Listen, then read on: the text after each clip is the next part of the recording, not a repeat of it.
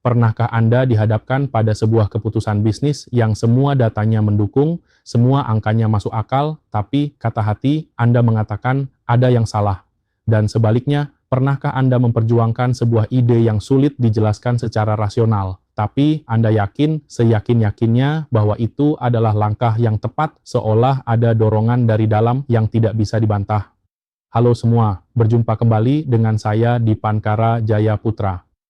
Dalam beberapa sesi terakhir, kita telah menjelajahi konsep The Golden Circle, sebuah ide sederhana bahwa para pemimpin dan brand yang paling inspiratif selalu memulai komunikasi mereka dari why atau tujuan mereka sebelum berbicara tentang how dan what. Mungkin sebagian dari Anda berpikir, ini terdengar bagus secara filosofis, tapi apakah ini hanya sekadar teori motivasi yang indah? Jawabannya adalah tidak. Kekuatan dari The Golden Circle bukanlah opini atau sekadar trik marketing. Kekuatannya berakar pada sesuatu yang jauh lebih fundamental, biologi otak manusia. Apa yang akan kita bahas hari ini adalah ilmu di balik keyakinan. Mengapa why terasa begitu kuat? Mengapa ia mampu membangun kepercayaan dan loyalitas yang tidak bisa dibeli dengan diskon atau fitur canggih? Jawabannya ada di dalam kepala kita semua. Mari kita lakukan perjalanan singkat ke dalam arsitektur otak kita. Jika kita melihat penampang otak manusia dari atas ke bawah, kita akan menemukan bahwa strukturnya secara menakjubkan selaras dengan 3 lapisan The Golden Circle.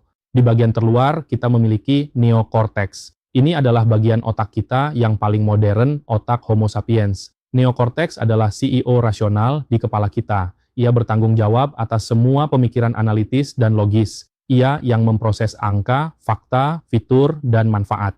Saat Anda membandingkan spesifikasi 2 laptop, neokorteks Anda yang bekerja. Dan yang terpenting, neokorteks adalah bagian otak yang menguasai bahasa.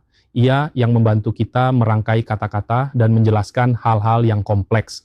Lapisan neokorteks ini berkorelasi sempurna dengan lingkaran Watt dalam The Golden Circle. Sekarang, mari kita masuk lebih dalam. Di bagian tengah otak kita, ada yang namanya sistem limbik. Sistem limbik ini jauh lebih tua dan primitif. Ia tidak peduli dengan data atau fakta. Otak limbik bertanggung jawab atas semua perasaan kita, kepercayaan, loyalitas, kebahagiaan, cinta. Ia juga bertanggung jawab atas semua perilaku manusia dan ini yang paling krusial, semua pengambilan keputusan. Namun, ada satu kelemahan besar dari sistem limbik. Ia tidak punya kapasitas untuk bahasa. Inilah sumber dari fenomena yang kita sebut kata hati atau good feeling. Ketika kita membuat sebuah keputusan yang terasa benar, tapi kita kesulitan menjelaskannya dengan kata-kata, itu adalah sistem limbik kita yang sedang berbicara. Kita mungkin berkata, saya tidak tahu kenapa, tapi saya percaya pada orang ini, atau semua datanya mendukung, tapi perasaan saya tidak enak. Itu bukan mistis, itu biologi. Sistem limbik ini, sang pusat perasaan dan keputusan, berkorelasi sempurna dengan lingkaran why dan how dalam The Golden Circle. Sekarang, mari kita hubungkan titik-titiknya. Ketika sebuah perusahaan berkomunikasi dari luar ke dalam, dimulai dari what, pesan mereka akan seperti ini. Ini produk kami, ia punya fitur A, B, dan C. Harganya sekian. Pesan ini berbicara langsung ke neokorteks. Otak rasional kita bisa memahami semua informasi itu dengan sempurna. Kita bisa membandingkan fitur dan harganya. Tapi itu tidak serta-merta menggerakkan perilaku kita. Itu tidak membangun koneksi. Namun, ketika sebuah perusahaan berkomunikasi dari dalam keluar, dimulai dari why, mereka melakukan sesuatu yang sama sekali berbeda. Mereka tidak berbicara ke otak yang berpikir, mereka berbicara ke otak yang merasa dan memutuskan. Ketika Apple berkata, dalam segala hal yang kami lakukan, kami percaya pada menantang status quo. Kami percaya pada cara berpikir yang berbeda. Mereka tidak sedang menjual fitur. Mereka sedang mengirimkan sinyal langsung ke sistem limbik kita.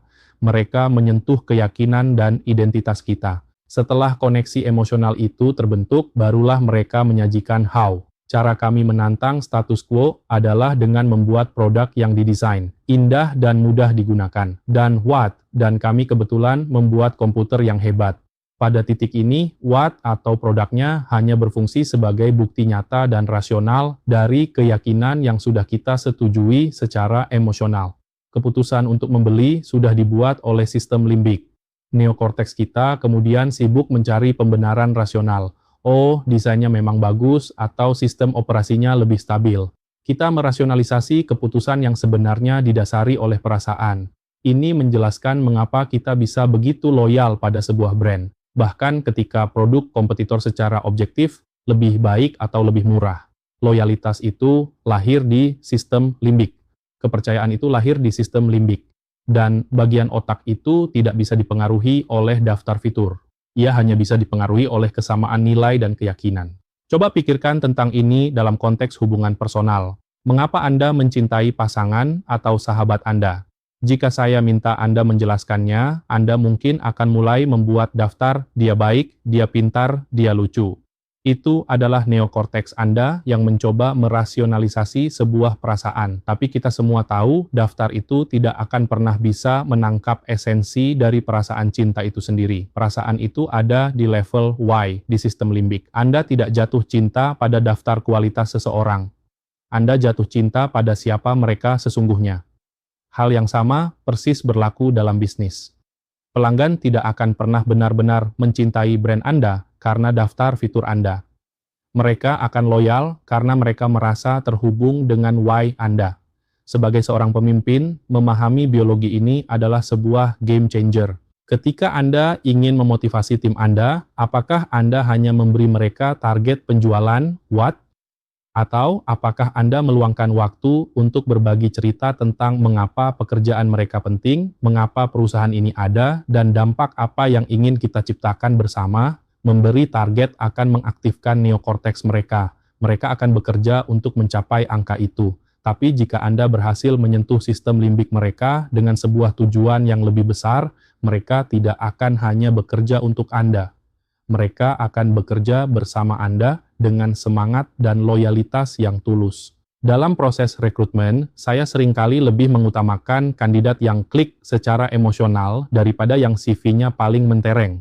Tentu, kompetensi, what, itu penting. Tapi jika saya bisa merasakan keyakinan dan semangat, why, yang sejalan dengan budaya tim kami, saya tahu saya telah menemukan aset jangka panjang.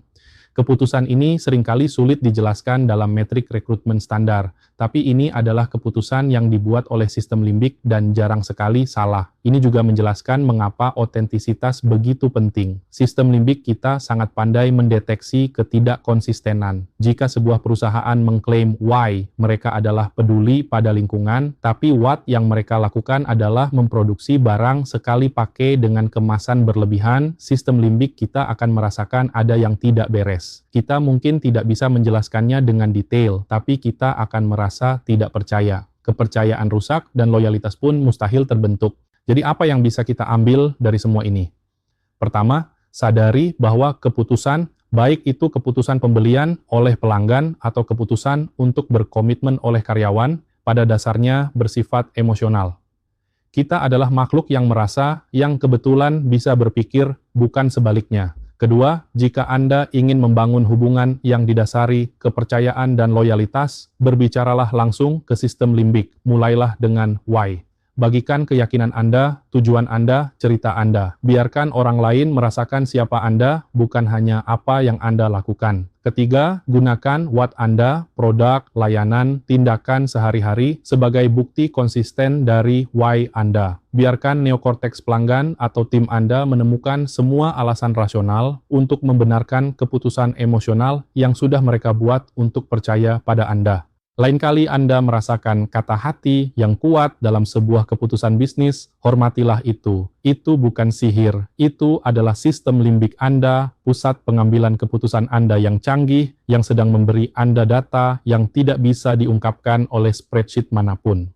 Dan ketika Anda ingin menginspirasi orang lain, ingatlah untuk tidak hanya memberi mereka sesuatu untuk dipikirkan, tapi berilah mereka sesuatu untuk dipercayai. Apakah ini resonan dengan challenge di industri Anda? Mari diskusi lebih dalam. Connect dengan saya, let's exchange insights.